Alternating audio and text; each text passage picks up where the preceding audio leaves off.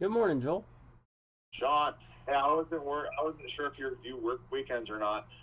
Um, so major milestones, they're asking for performance schedule based on anticipated award.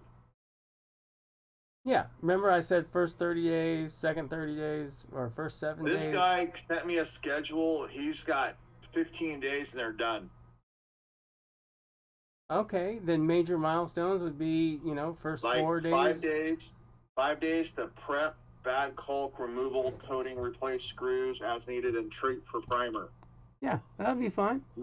Next 5 is prep it, get ready to. Next 5 days is install and then move everything off and then basically demobilize. Okay, so put that in your technical proposal. Major So milestones. that becomes my performance schedule. Yes. But what? Give it a month just as a buffer because you don't just in case. How much time does the contract say that you have? Uh, I think it's 90.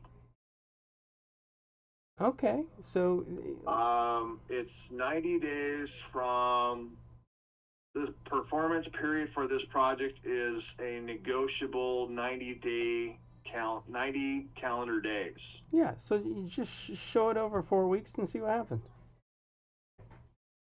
So you think if you go too short, that's a flag too, or no? No, but you're the one Okay. who said, so should I bump it to a month? Doesn't sound that easier to ask for forgiveness than for more No, time no, sometimes. because your contract's going to be 90 days. They're not going to adjust the 90 days because of what you say in your document.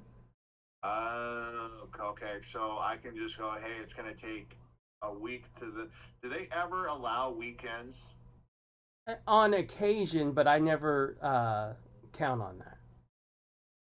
Because I know with coatings, you've got application times of periods of time because sometimes you have to have A on top of B on top of C Yeah. within X amount of time, or you have to go back and degloss and all the prep because of the time. Where's this job at?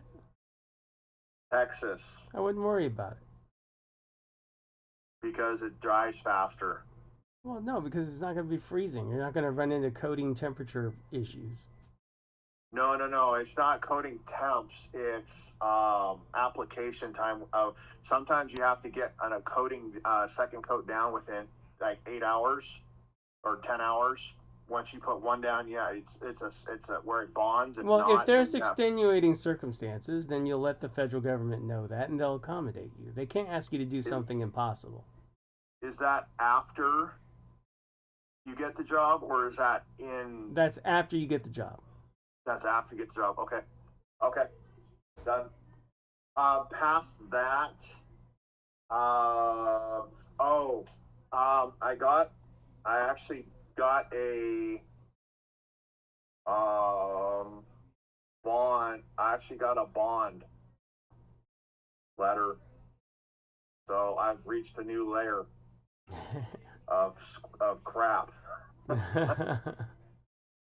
So basically, um, hold on, where is Scott? Scott sent me crap. Where is it? Um, so it's not this. Um, basically said that so I have to get, and I don't have it right in front. I'm trying to find it. Um, Here it is. You have the 110% ratio, so I can bid. It's 270, but I can go up to 297, and then the next sentence, the paragraph is with that but this is contingent on my subcontractor bonding out for 200K plus or minus. Yeah. That's normal. So that's just, I was trying to get a hold of Scott, but I know he works different hours. So that means basically if he can't, if my sub can't bond back that amount, he said as an A minus rating,